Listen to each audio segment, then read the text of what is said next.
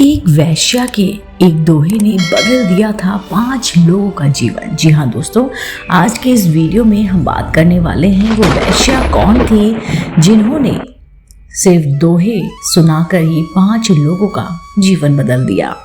नमस्कार दोस्तों, स्वागत है आप सभी का एक बार फिर से आपके अपने पसंदीदा YouTube चैनल आध्यात्मिक कहानियों में। दोस्तों, आज इस वीडियो में हम बात करने वाले हैं एक वेश्या की जिसने एक दोहे से बदल दी 5 लोगों की जिंदगी। चलिए कहानी शुरू करते हैं। एक राजा को राज भोगते हुए काफी समय हो गया था। बाल भी सफेद होने लगे थे। एक दिन उसने अपने दरबार में एक उत्सव रखा और अपने गुरुदेव और मित्र देश के राजाओं को भी सादर आमंत्रित किया। उत्सव को मनोरंजन बनाने के लिए राज्य की सुप्रसिद्ध नर्तकी को भी वहां पर बुलाया गया। राजा ने कुछ स्वर्ण मुद्रिकाएं अपने गुरु जी को भी दी ताकि यदि वे चाहें तो नृत्य के अच्छे गीत नृत्य पर वे उनको पुरस्कृत कर सके। सारी रात नृत्य चलता रहा। ब्रह्म मुहूर्त की बेला आई। नर्तकी ने देखा कि मेरा तबले वाला ऊँघ रहा है। उसको जगाने के लिए नर्तकी ने एक दोहा पढ़ा। बहुत बीती थोड़ी रही, पल पल गई बिताए, एक पलक के कारणे क्यों कलंक लगाए जाए।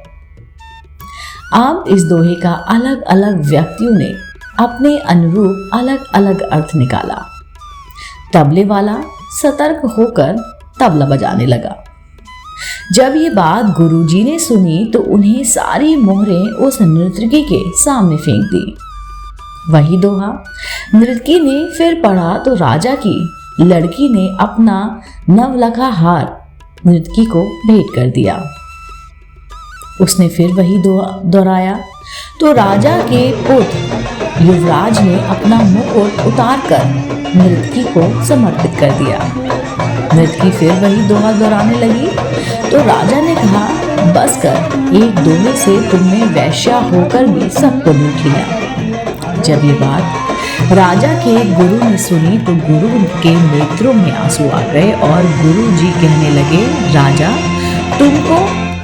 इसको तुम वेश्या मत कहो, ये अब मेरी गुरु बन गई है। इसने मेरी आंखें खोल दी है। यह कह रही है कि मैं सारी उम्र संयम पूर्वक भक्ति करता रहा और आखिरी समय में नर्तकी का मुजरा देखकर अपनी साधना नष्ट करने यहाँ पर चला आया हूँ। भाई मैं तो चला। यह कहकर गुरु जी को अपना कमंडल उठाकर जंगल की ओर चल पड़े।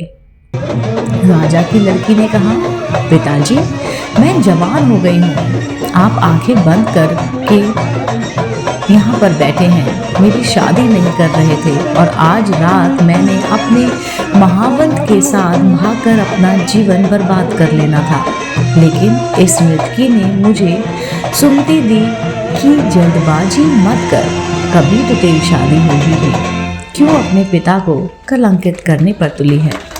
युवराज ने कहा, पिताजी आप वृद्ध हो चले हैं, फिर भी मुझे राज नहीं दे रहे थे। मैंने आज रात ही आपके सिपाहियों से मिलकर आपका कत्ल करवा देने की सलाह ली थी।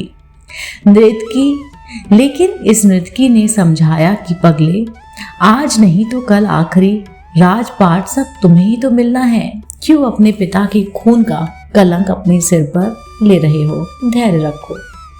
जब ये सब बातें राजा ने सुनी तो राजा को भी आत्मज्ञान हो गया। राजा के मन में वैराग्य आ गया। राजा ने तुरंत फैसला लिया, क्यों ना मैं अभी युवराज का राज तिलक कर दूं। फिर क्या था, उसी समय राजा ने युवराज का राज तिलक किया और अपनी पुत्री को कहा, पुत्री दरबार में एक से एक राजकुमार आए हुए हैं, तुम अपनी इच्छा से किसी भी राजकुमार के गले में वरमाला डालकर उसको पति के रूप में चुन सकती हो। राजकुमारी ने ऐसा ही किया और राजा सब सत्य कर और सब त्याग कर जंगल में गुरु की शरण में चला गया। यह सब देखकर नर्तकी ने सोचा, मेरे एक दोहे से इतने लोग सुधर गए, लेकिन मैं क्यों नहीं सुधर पाई। उसी समय नर्तकी ने भी वह राग आ गया। उसने उसी समय निर्णय लिया कि आज से मैं अपना बुरा धंधा बंद कर दूंगी और कहा कि हे प्रभु, मेरे पापों से मुझे क्षमा करना। बस आज से मैं सिर्फ तेरा ही नाम सिमरन करूंगी। समझ आने की बात है, दुनिया बदलते बदलते देर नहीं लगती। एक दोहे की 2 लाइनों से भी हृदय परिवर्तन हो सकता है। बस केवल थोड़ा सा धैर्य रखकर चिंतन करने की आवश्यकता है। प्रशंसा से पिघलना नहीं चाहिए, आलोचना से उबलना नहीं चाहिए। निस्वार्थ भाव से कर्म करते रहें, क्योंकि इस धरा पर सब धरा धरा रह जाएगा। दोस्तों, उम्मीद करती हूँ आपने भी इस पंक्ति से जो मैंने सुनाई, बहुत बीती बहु बीती थोड़ी रही, पल पल गई बिताए, एक पलक के कारणे क्यों कलंक लग जाए। अगर आपको ये कहानी पसंद आई है और आप भी इस कहानी से कुछ सीखते हैं तो आप मुझे कमेंट करके ज़रूर बताइए कि आपने इस कहानी से क्या शिक्षा ली। दोस्तों, अगर आप ऐसे ही धार्मिक पौराणिक कहानी कथाएं सुनना पसंद करते हैं तो आप मेरे चैनल आध्यात्मिक कहानियों को तुरंत से लाइक कीजिए, शेयर कीजिए और सब्सक्राइब करना बिल्कुल ना भूलिए। मैं आपको मिलती हूँ जल्द ही इसी चैनल पर नई रोचक जानकारी के साथ। आप देख रहे थे आपका अपना पसंदीदा YouTube चैनल आध्यात्मिक कहानियाँ।